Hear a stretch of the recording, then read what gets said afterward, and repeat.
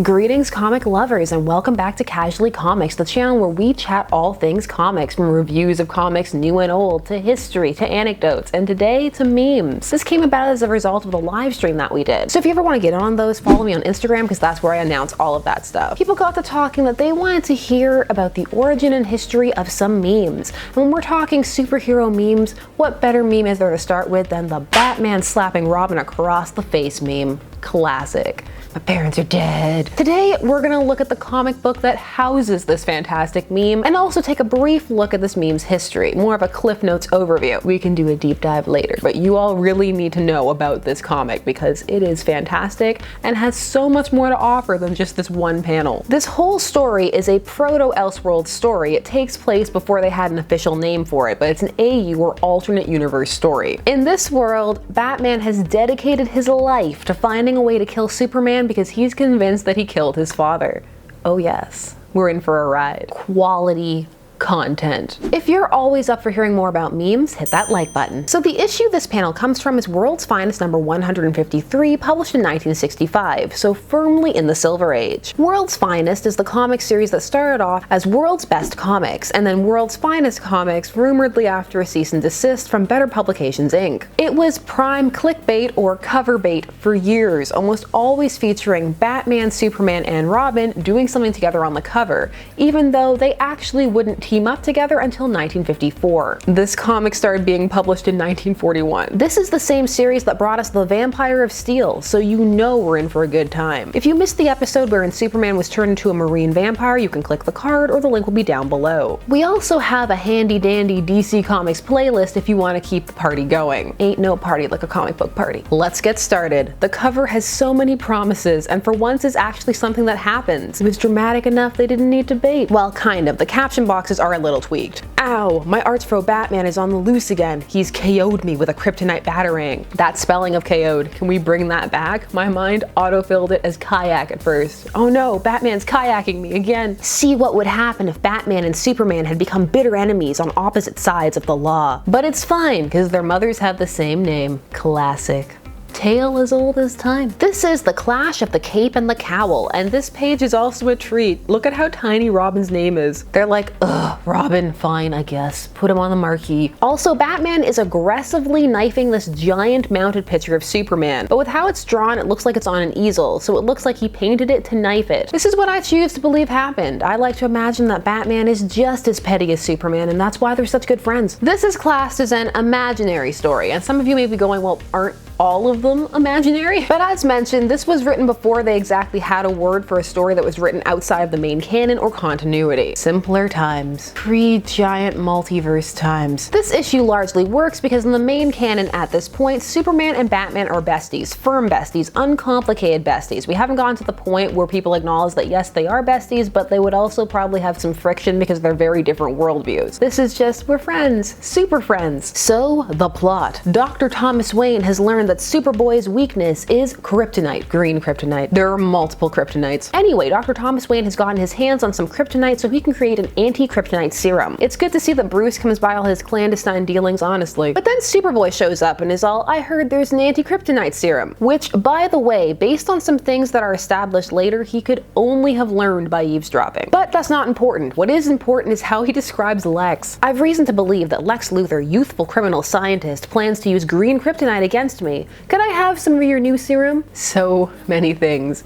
Youthful criminal scientist makes him sound like he's being written up in Villains Monthly. Check out Lex Luthor, single, youthful criminal scientist. Also, Clark, I have reason to believe you mean past evidence. The two are already enemies at this point because Clark made him lose his hair. In the Silver Age, this is part of the reason why Lex hated Superboy. Dr. Wayne says it's not ready yet, and that night he is murdered and it is stolen. Bruce, in his grief and seeing a blue and red streak fly out the window, believes that it is Superboy, and he goes full vengeance from 0 to 100. Superboy killed my father for that serum. Nobody would believe me. I have no evidence, but I know he did it. And I'll bring him to justice if it takes the rest of my life. Superboy is oblivious to all this because he is stalking Lex. Literally, he is flying above him a few feet behind him. All Lex has to do is turn around and look back. He is not being subtle. But then he hears about the murder, so he goes to comfort Bruce with the most awkward dialogue possible. I'll do anything I can to find your father's killer, Bruce. Bruce. Since your mother died years ago, you're an orphan now. That's rough. Gee, thanks, Clark. Why don't you tell him how alive your parents are and how much they love you? Oh, Bruce, my parents take me to the movies all the time without dying. So Bruce decides to become Batman and become a master detective to bring Superman to justice. This takes years. He still fights crime in Gotham, but it's all to further his true plans of bringing down Superman. He even still adopts Dick Grayson. But he tells him nothing about his true plans until Dick stumbles upon him monologuing in front of a portrait of his parents one night. And the panel's coming. Can you feel it?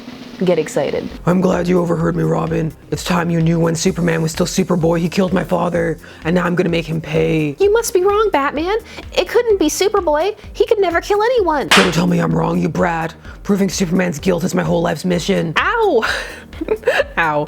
Ow! Batman, your grief has obsessed you with this idea of vengeance.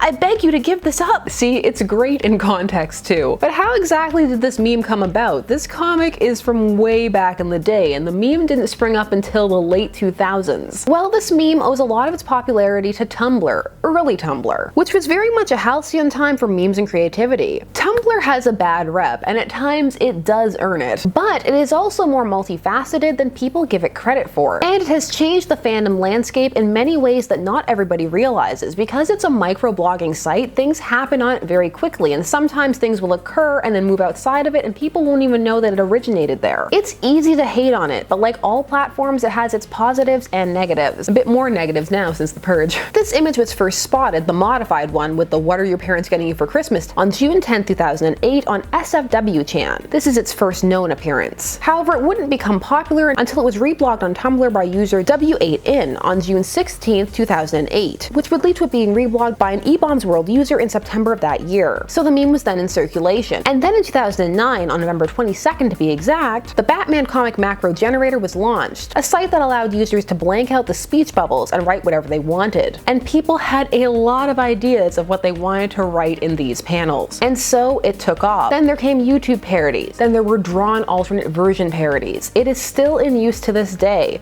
such as when that Titan Season 1 trailer dropped and that now famous F Batman line was said.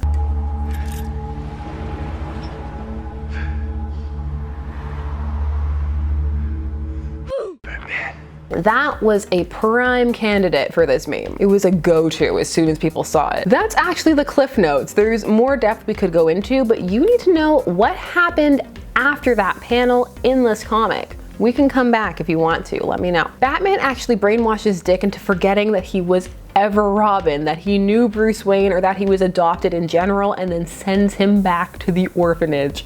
Stone cold. See, that's why his name was so small on that first page. Deserved. Batman then goes about tracking down the Fortress of Solitude, in the process actually stopping Lex with Superman, who is so happy to see him. He gives him a special utility belt that will allow him to fly. This leads us to part 2. Yes, this story has 2 parts, and the second part promises us that Bruce is going to team up with Lex so that they can kill Superman. And it also delivers. It's too much accuracy, I don't know what to do with it. Let's start off part 2 with some needy Superman. Remember, Batman? Whenever you need me, call me. But Batman doesn't call. Instead, he uses the belt to break into the Fortress of Solitude. He circumvents the giant key because he's Batman. During all this, he even learns that Clark is Superman in this hilarious panel that makes it look like Clark has a giant cardboard cutout of himself. Why would he have that? But he doesn't care. That doesn't matter. He's looking for the serum and he can't find it. So this entire time, all of these years, Superman has not ever once used this serum, even though he has gone up against green kryptonite because Batman's been keeping track.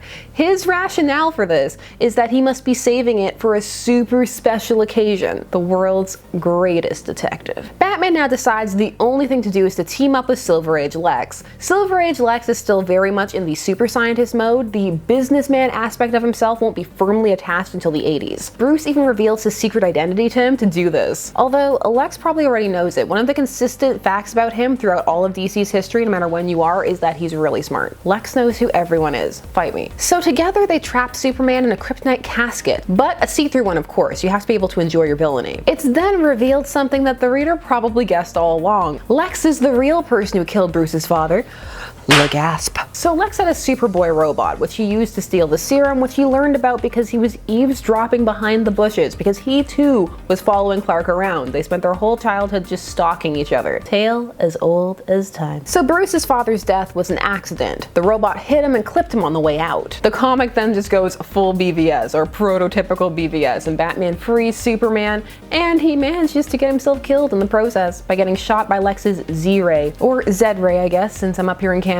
The shot was lethal because, well, let's face it, Bruce was kind of a supervillain in this issue. I really hope that Clark goes to that orphanage and adopts Dick. Poor Dick. And so Batman dies in Clark's arms while Superman lovingly caresses his face. You've more than made up for what you did. Clark, how desperate are you for friends? He did not. This is opting out. This isn't making up for it. He's noping out. He's avoiding all future embarrassment or any kind of discussion by dying. He's cheating. What a journey. There's another tiny story at the end of this, a sci-fi story, but it doesn't matter because nothing can compare to this. This is a fun proto-Elseworld story, and some of the elements are revisited vis-a-vis Bruce's obsession with taking down Clark. The whole thing is so over the top that it makes it a fun romp, and since it's stated outright that it's not a canonical tale, you don't really have to worry about it having any lasting ramifications, so you can just go with it. Relax and enjoy. I had fun. Did you have fun, or is this too silly fare for your blood? I love a petty Batman almost as much as I love a petty Superman. What's your favorite imaginary story? Let me know down below. I'm Sasha, thanks so much for watching Casually Comics. Please do all of the YouTube things.